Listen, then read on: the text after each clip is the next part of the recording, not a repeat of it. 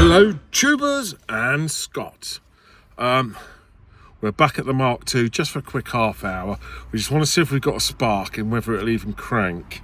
Well, crank then spark. Let's turn you around. We've got lights on the dash.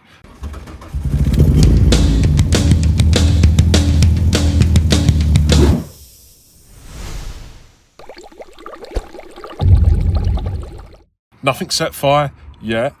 There we go. All seems to be working as intended. Right. Dave's just going to have a little visual outside. Foot on the clutch just to be safe. Do we get a crank? And we've got spark at the same time. Let's go and have a look at that. So just to test for spark, we've removed one of the plugs, put it on top of the cylinder head. Let's have a look then. Can we see anything on camera? Go for it. Yeah. It's a weak spark from what I can see, but we have a spark.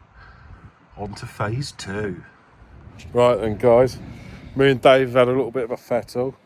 We've got the fuel filter off, although it's an inline one, shouldn't be there, because there's one on top of the cylinder head that bolts on and it becomes a bracket for the air filter.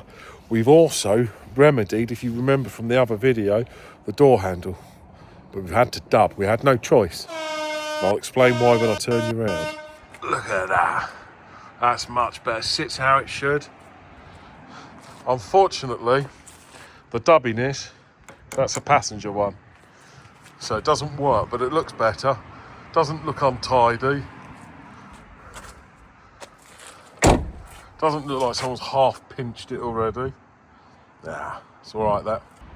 Right then, just to finish this little update for you guys. Passenger side rear trim fell off. A dub has been here before. Let's take a look. Right then, as you can see, we've got some double-sided sticky pad there. The little grommets are just about kaput.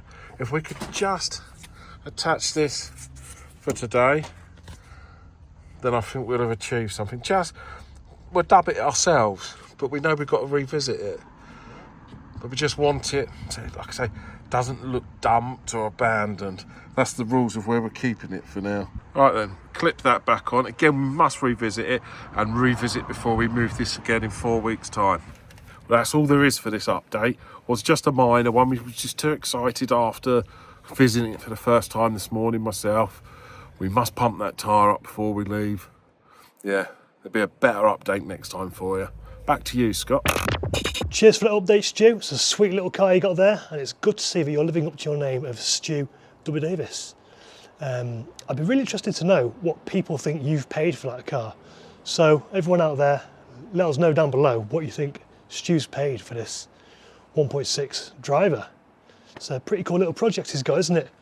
Anyway, all there is left to say right now is thank you for watching this episode.